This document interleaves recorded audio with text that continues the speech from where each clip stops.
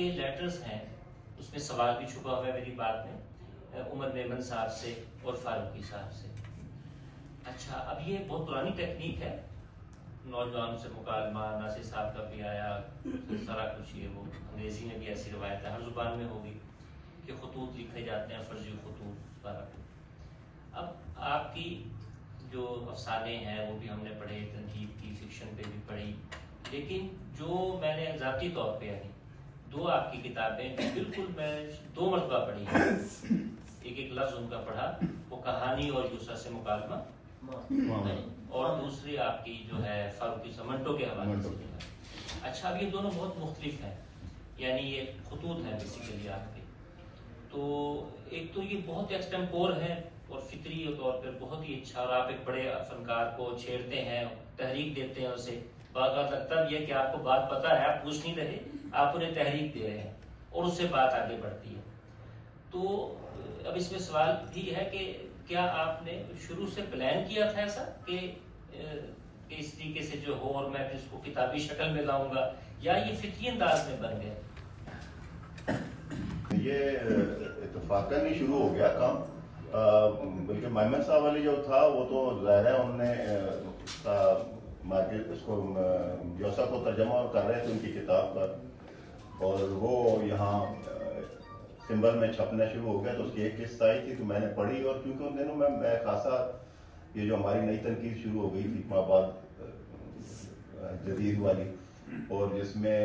تخلیق تقریباً ایک طرف رہ گئی تھی اور ہم سارے مباحث کر رہے تھے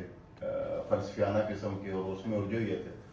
اور کوئی تخلیق کے اوپر بات کرنے کے لیے تیار نہیں تھا، شاید یہ گھٹیا چیز انہیں سمجھ آ رہی تھی۔ بہت کچھ ہم حاصل بھی کر سکتے ہیں اس سے، لیکن جس طرح وہ یہاں پہ بحث ہو رہی تھی اس سے ہم نے کچھ حاصل نہیں کیا، بلکہ ہم نے 40 سال تقریباً برباد کیے ہیں تنقید میں۔ تو میں اس سے بڑا اکتایا ہوا تھا، اور اس لیے مجھے اچھا لگا کہ دیکھیں وہ بات کر رہا ہے کہ لکھا کیسے جائے، تخلیق کیسے کیا جائے، اس میں کیا کیا چیزیں ہیں۔ تو جب اس پہ میں نے پھر ان کا رد عمل دیا میمن صاحب کو، تو وہ ہماری پھر گفتگو ایسی چل پڑی، یعنی جیسے آپ کہہ رہے ہیں نا فرضی خطوط، یہ فرضی خطوط نہیں تھے، یہ بالکل میمن صاحب بھی موجود تھے اور بڑا اپنے نام کے ساتھ موجود تھے، اور میں نے بھی ایک طالب علم کے طور پہ ان سے ایک باتیں ہم کرتے رہے، اور وہ بات پھر پھیلتی چلی گئی۔